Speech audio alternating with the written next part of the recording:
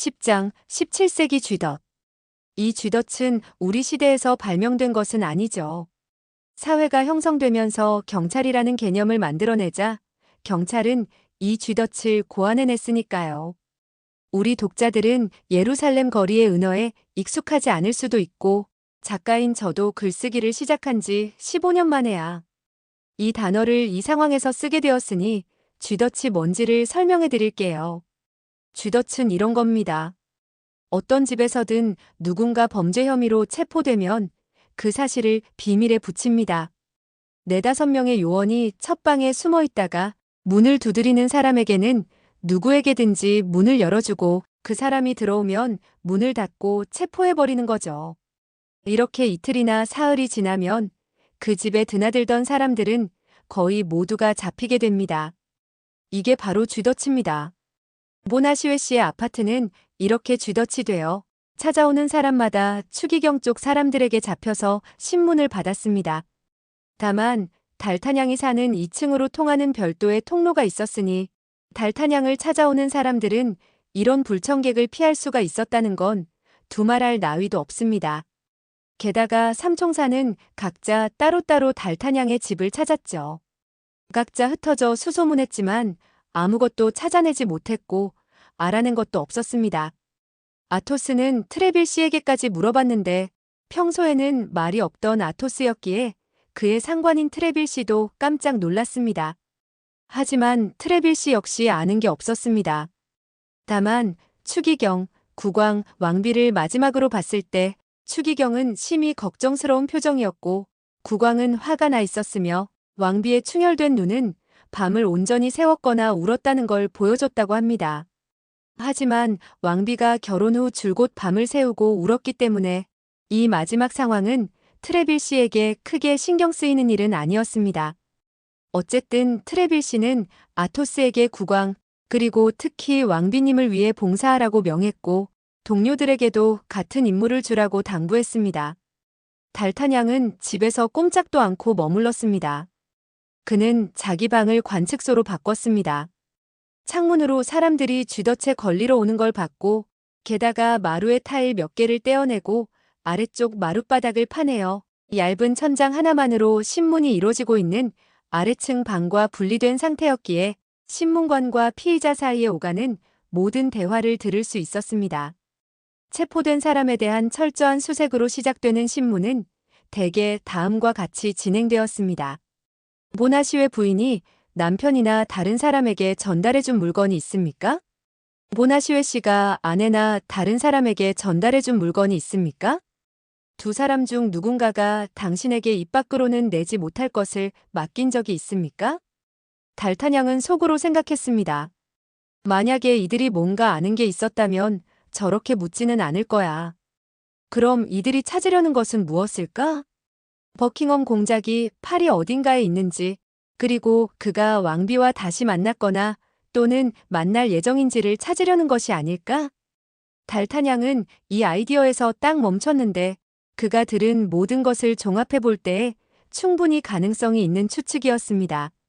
그 사이에도 쥐덫은 계속해서 작동했고 달타냥의 경계심 또한 역시 이어졌습니다. 불쌍한 보나시웨 씨가 체포된 다음 날 저녁 무렵 아토스가 트레빌 씨에게 보고하러 달타냥의 집을 나설 때에 시계는 막 9시를 치고 아직 침대를 정리하지 않은 플랑쉐가 일하려던 참에 거리 쪽 문을 두드리는 소리가 들려왔습니다. 문은 즉시 열렸다가 다시 닫혔습니다. 누군가가 쥐덫에 걸린 겁니다. 달타냥은 타일을 걷어낸 곳으로 달려가 배를 깔고 엎드려서 들었습니다. 곧이어서 비명소리가 울려 퍼졌고 바로 뒤이어서 숨막힌 듯한 신음소리가 들렸습니다. 이건 신문이 아니었습니다. 젠장. 달타냥은 속으로 중얼거렸습니다. 여자 같은데. 이들이 몸을 수색하려는데 여자가 저항하고 있어. 이 악당들이 힘으로 제압하고 있군. 아무리 신중한 달타냥이라도 아래층에서 벌어지고 있는 상황에 끼어들지 않으려고 안간힘을 써야만 했습니다.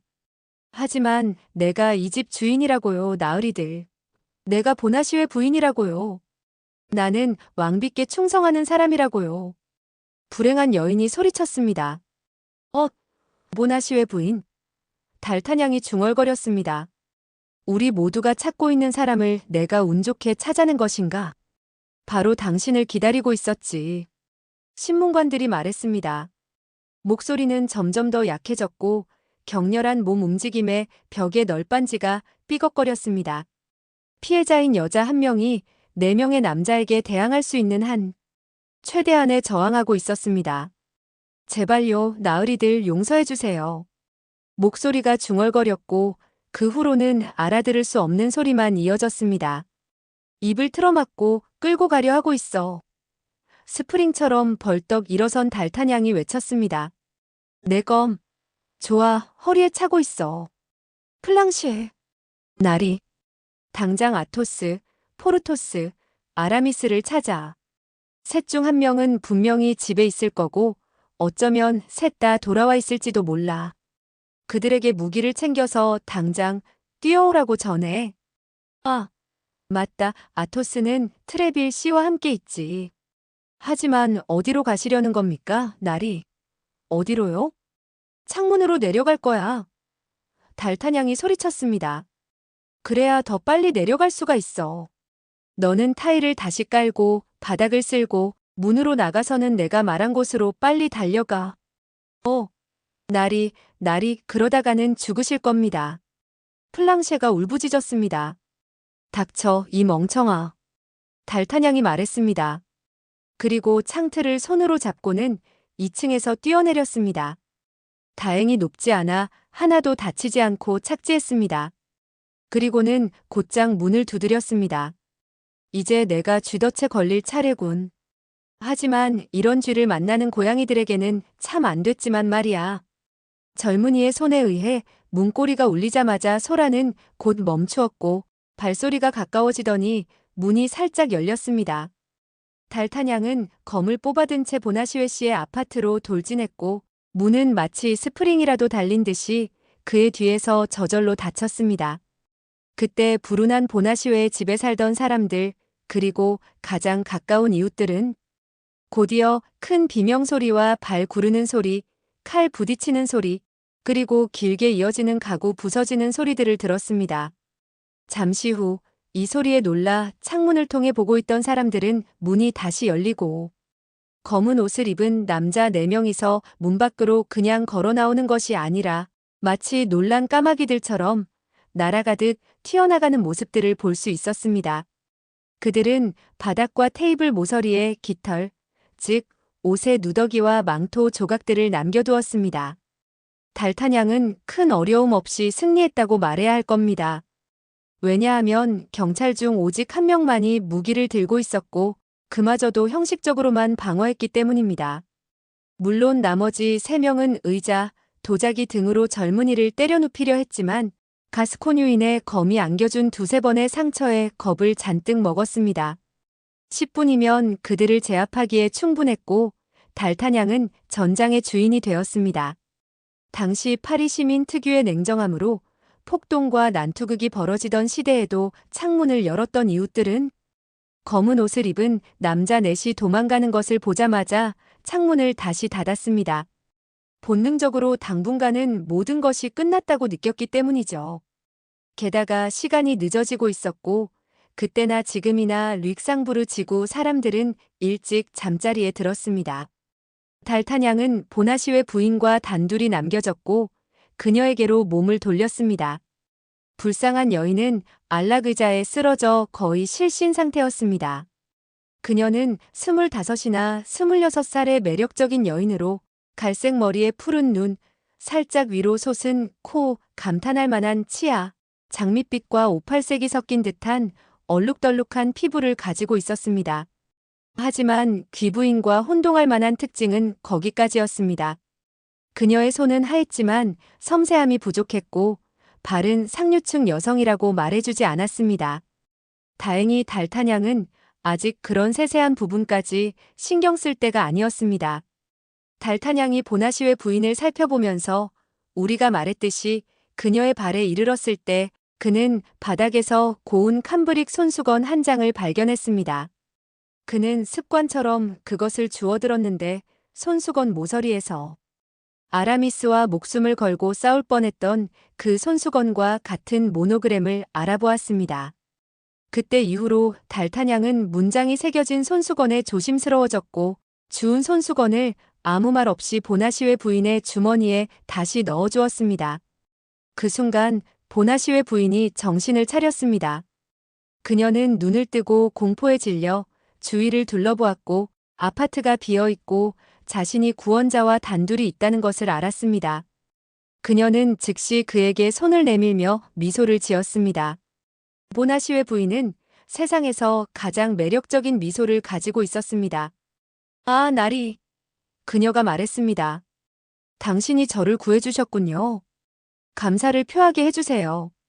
부인, 달타냥이 말했습니다. 저는 어떤 신사라도 제자리에서 했을 일을 했을 뿐입니다. 그러니 저에게 감사할 필요는 없습니다. 아닙니다. 나리, 저는 감사를 표해야 합니다. 그리고 당신이 은혜를 모르는 여자에게 봉사하지 않았음을 증명하고 싶습니다. 그런데 제가 처음에는 도둑으로 착각했던 이 남자들은 저에게 무엇을 원했던 걸까요? 그리고 보나시웨 씨는 왜 여기에 안 계신가요? 부인, 이 남자들은 도둑들보다도 훨씬 더 위험한 자들입니다. 그들은 추기경님의 하수인들이니까요. 그리고 부인의 남편 되시는 보나시웨 씨는 여기에 안 계십니다. 왜냐하면 어제 그들이 와서 그분을 잡아가 바스티유로 보냈기 때문입니다. 남편이 바스티유에 있다고요. 보나시웨 부인이 외쳤습니다. 오, 세상에. 하지만 그분이 뭘 하셨다고요? 그 불쌍하고 다정한 분은 순진함 그 자체인데. 그리고 아직 두려움에 질린 젊은 여성의 얼굴에 무언가 미소 같은 것이 비쳤습니다. 그분이 뭘 하셨냐고요, 부인? 달타냥이 말했습니다. 제가 알기로는 그분의 유일한 죄는 당신의 남편이라는 행운이자 불행을 동시에 가졌다는 것입니다. 하지만 나리는 알고 계시는군요. 부인께서 납치당하셨다는 것을 알고 있습니다. 그리고 누가요? 그것도 아세요? 오, 아신다면 저에게 말해주세요. 40에서 45살 정도의 남자, 검은 머리에 검은 피부, 그리고 왼쪽 관자놀이에 흉터가 있는 남자입니다. 맞아요, 맞아요. 하지만 이름은요? 아, 이름은 모릅니다. 그리고 제 남편은 제가 납치당했다는 것을 알고 있었나요? 납치범으로부터 편지로 통보받았습니다. 그리고 그분은 보나시웨 부인이 당황하며 물었습니다. 이 사건의 원인을 짐작하셨을까요? 제 생각엔 정치적인 이유라고 생각했던 것 같습니다. 저도 그분과 같은 생각입니다. 그렇다면 이 다정한 보나시웨 씨는 저를 단 한순간도 의심하지 않으셨군요? 예, 물론 전혀 아닙니다, 부인. 그분은 부인의 지혜와 무엇보다 부인의 사랑을 너무나도 신뢰했습니다. 두 번째로 거의 알아차릴 수 없는 미소가 아름다운 젊은 여성의 장밋빛 입술을 스쳐 지나갔습니다. 그런데 달타냥이 말을 이었습니다. 어떻게 탈출하셨나요? 그들이 저를 혼자 둔 순간을 이용했습니다. 그리고 오늘 아침부터 제가 납치되었다는 것을 알게 되었기에 시트를 이용해서 창문을 통해 내려왔습니다. 그리고 남편이 여기 있을 거라고 생각해서 달려온 겁니다. 그분의 보호를 받기 위해서요? 오, 아니요. 그 불쌍하고 다정한 분은 저를 지킬 능력이 없다는 걸 잘 압니다. 하지만 그분은 다른 방식으로 우리에게 도움이 될 수 있었기에 그분께 경고하고 싶었습니다. 무엇을요? 오, 그건 제 비밀이 아니어서 당신에게 말해줄 수 없습니다. 게다가 달타냥이 말했습니다. 죄송합니다, 부인. 제가 경호원으로서 신중해야 함을 요구하는 것이지만 이곳은 비밀을 나누기에 적절한 장소가 아닌 것 같습니다. 제가 쫓아낸 남자들은 지원군을 데리고 곧 돌아올 겁니다. 만약 그들이 저희를 여기서 발견하게 되면 저희는 끝장입니다. 제 친구 3명에게 알리도록 보냈지만 그들이 집에 있을지는 누가 알겠습니까? 네, 당신 말이 맞아요. 모나시웨 부인이 두려움에 떨며 외쳤습니다. 도망쳐야 해요, 탈출해야 해요. 이 말과 함께 그녀는 팔을 달타냥의 팔 밑에 넣고 그를 세게 잡아당겼습니다. 하지만 어디로 도망치죠? 달탄양이 물었습니다. 어디로 탈출해야 할까요? 일단 이 집에서 벗어나요. 그런 다음 생각해요. 그리고 젊은 여성과 젊은 남성은 문을 다시 닫을 생각도 하지 않고 구덩이 파는 사람들의 거리를 따라 빠르게 내려갔고 몽시웨르 프랭스에자 거리를 돌아 광장에까지 멈추지 않았습니다. 이제 어떻게 해야 할까요? 달탄양이 물었습니다. 저를 어디로 데려가기를 원하세요? 솔직히 말해 대답하기가 정말 어렵습니다. 보나시웨 부인이 말했습니다. 제 의도는 남편을 통해 라포르트 씨에게 경고하여 라포르트 씨가 지난 사흘 동안 루브르에서 무슨 일이 일어났는지 그리고 제가 거기에 나타나는 것이 위험한지 아닌지를 정확히 알려주게 하는 것이었습니다. 하지만 제가 가서 라포르트 씨에게 경고할 수 있습니다. 달탄양이 말했습니다. 물론이죠. 하지만 한 가지 문제가 있어요. 제 남편은 루브르에 알려져 있어 들여보내줄 테지만 당신은 알려져 있지 않아 문을 닫을 겁니다. 아, 달탄양이 말했습니다. 하지만 루브르의 어느 문행가는 부인께 헌신적인 문지기가 있을 겁니다. 그리고 어떤 암호 덕분에 보나시웨 부인이 젊은 남자를 뚫어지게 쳐다보았습니다. 만약 제가 당신에게 그 암호를 알려준다면 그녀가 말했습니다. 사용하자마자 잊어버릴 건가요? 신사로서 맹세코. 달탄양이 진실성이 느껴지는 어조로 말했습니다. 좋아요, 믿겠습니다. 당신은 용감한 젊은이처럼 보이고 게다가 당신의 헌신이 당신의 행운을 만들 수도 있습니다. 저는 어떤 약속 없이도 양심적으로 국왕을 섬기고 왕비님을 기쁘게 해드리기 위해 제가 할 수 있는 모든 것을 할 것입니다. 달탄양이 말했습니다. 그러니 저를 친구처럼 부리십시오. 하지만 그동안 저를 어디에 두실 건가요? 라포르트 씨가 와서 부인을 데려갈 수 있는 사람이 없으신가요? 아니요. 저는 아무에게도 저를 맡기고 싶지 않습니다. 잠깐만요. 달탄양이 말했습니다. 아토스의 문 앞이군요. 네, 바로 여기입니다. 아토스가 누구예요? 제 친구입니다. 하지만 그가 집에 있어서 저를 본다면요? 그는 없을 겁니다. 그리고 부인을 그의 아파트에 모셔둔 뒤에 제가 열쇠를 가지고 갈 겁니다. 하지만 그가 돌아온다면요? 안 돌아올 겁니다. 게다가 그에게 제가 여자를 데려왔고 그 여자가 그의 집에 있다고 전해질 겁니다. 하지만 당신은 그게 저를 아주 곤란하게 만든다는 걸 알지 않나요? 무슨 상관입니까? 부인은 알려지지 않았고 게다가 저희 상황에서는 특정 예의는 무시해도 됩니다. 그럼 당신 친구 집으로 가요. 그가 어디에 사나요? 페루 거리, 여기서 2걸음 거리입니다. 가요. 두 사람은 다시 서둘러 길을 재촉했습니다. 달탄양이 예상했듯이 아토스는 집에 없었습니다. 그는 집에 온 친구에게 늘 하던 대로 주는 열쇠를 가지고 계단을 올라 우리가 이미 설명했던 작은 아파트로 보나시웨 부인을 안내했습니다. 편히 계세요. 그가 말했습니다. 자, 안에서 문을 잠그고 이렇게 3번 노크하는 소리가 들리지 않는 한 누구에게도 열어주지 마세요. 그리고 그는 3번 노크했습니다. 2번은 빠르고 크게, 그 다음 1번은 더 가볍게. 알겠습니다. 보나시웨 부인이 말했습니다. 이제 제가 당신에게 지시를 내릴 차례입니다. 듣고 있습니다. 에셸 거리 쪽 루브르 문으로 가서 제르맹을 찾으세요. 알겠습니다. 그 다음은요? 그가 당신에게 원하는 게 뭐냐고 물을 겁니다. 당신은 이 2단어로 대답하세요. 투르와 브리셀. 그는 즉시 당신의 명령을 따를 겁니다. 그리고 제가 그에게 무엇을 명령해야 합니까? 왕비의 하인인 라포르트 씨를 찾으러 가라고요. 그리고 그를 찾아서 라포르트 씨가 오면요? 그를 저에게 보내세요. 알겠습니다. 하지만 제가 부인을 어디서, 어떻게 다시 만날 수 있을까요? 저를 다시 만나고 싶으신가요? 당연하죠. 그럼 그건 저에게 맡기세요. 걱정하지 마세요. 부인의 말씀을 믿겠습니다. 그러셔도 됩니다. 달탄양은 보나시웨 부인에게 인사하며 그녀가 자기에게 집중할 수 있도록 가장 열렬한 눈빛을 보냈고 계단을 내려가면서 문이 닫히고 자물쇠가 뒤에서 2번 돌아가는 소리를 들었습니다. 그리고 2번의 뜀박질로 루브르에 도착했습니다. 에셸 거리 문으로 들어섰을 때 시계가 10시를 치고 있었습니다. 우리가 방금 이야기했던 모든 사건들은 단지 30분 만에 일어났던 것입니다. 모든 것이 보나시웨 부인이 예언한 대로 진행되었습니다.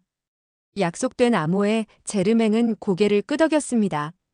10분 후 라포르트가 문지기 방에 있었습니다. 달타냥은 2마디 말로 그에게 사실을 설명하고 보나시웨 부인이 어디에 있는지 말해주었습니다. 라포르트 씨는 주소가 정확한지 2번 확인하고는 달려나갔습니다. 하지만 그는 겨우 10걸음도 가지 않아 되돌아왔습니다. 젊은이, 그가 달타냥에게 말했습니다. 조언 하나 해주지. 무엇입니까? 방금 일어난 일 때문에 곤란을 겪을 수도 있을 걸세. 그렇게 생각하세요? 그렇다네. 자네에게 혹시 시계가 느리게 가는 친구가 있을까? 예. 그를 찾아가서 자네가 9시 반에 그와 함께 있었다고 증언하도록 하게. 법조계에서는 그것을 알리바이라고 부른다네. 달타냥은 그 조언이 현명하다고 생각했습니다. 그는 발 뒤꿈치에 불이 나게 뛰어가 트레빌 씨의 저택으로 갔습니다. 하지만 다른 사람들처럼 응접실로 가는 대신 그는 사무실로 들어가게 해달라고 요청했습니다. 달타냥은 저택에 자주 드나드는 사람이었기에 그의 요청을 들어주는데 어려움이 없었고 그들은 트레빌 씨에게 그의 젊은 동양인이 중요한 할 말이 있어 개인 면담을 요청한다고 알렸습니다. 5분 후에 트레빌 씨는 달타냥에게 무엇을 도와줄 수 있는지 이렇게 늦은 시간에 찾아온 이유가 무엇인지 물었습니다. 죄송합니다, 나리. 달타냥이 말했습니다. 그는 혼자 남겨진 순간을 이용하여 시계를 45분 뒤로 돌려놓았습니다. 저는 9시 25분밖에 되지 않았기에 아직 나리께 찾아뵐 수 있다고 생각했습니다. 9시 25분이라고? 트레빌 씨가 시계를 보며 외쳤습니다. 하지만 그럴 리가. 보세요, 나리. 달타냥이 말했습니다. 여기 증거가 있잖아요. 정말이군. 트레빌 씨가 말했습니다. 나는 더 늦었다고 생각했네. 자네가 나에게 원하는 것이 무엇인가? 그러자 달타냥은 트레빌 씨에게 왕비님에 대한 긴 이야기를 했습니다. 그는 왕비님에 대해 자신이 품었던 두려움을 털어놓았고 추기경이 버킹엄궁에 대해 어떤 계획을 가지고 있다고 들은 이야기, 그리고 이 모든 것을 침착하고 자신감 있게 이야기를 했는데 이는 트레빌 씨를 더욱 혼란에 빠뜨렸습니다. 왜냐하면 그 자신도 우리가 말했듯이 추기경, 국왕, 그리고 왕비 사이에 뭔가 새로운 것이 있음을 알아차렸기 때문입니다. 시계가 10시를 치자 달타냥은 트레빌 씨에게서 나왔고 트레빌 씨는 그가 알려준 정보에 감사하며 국왕과 왕비를 위해 봉사하는 마음을 잊지 말라고 당부한 뒤 응접실로 돌아갔습니다. 하지만 달타냥은 계단 밑에서 지팡이를 잊었다는 것을 기억했습니다. 그래서 서둘러 다시 위로 올라가 사무실로 다시 들어갔고 이때 손가락으로 시계를 다시 제 시간으로 되돌려 놓아 다음 날 아무도 시계가 조작되었다는 것을 눈치채지 못하게 했습니다. 그리고 이제 자신의 알리바이를 증명할 증인을 확보했음을 확신하고 계단을 내려와 곧 거리로 나왔습니다.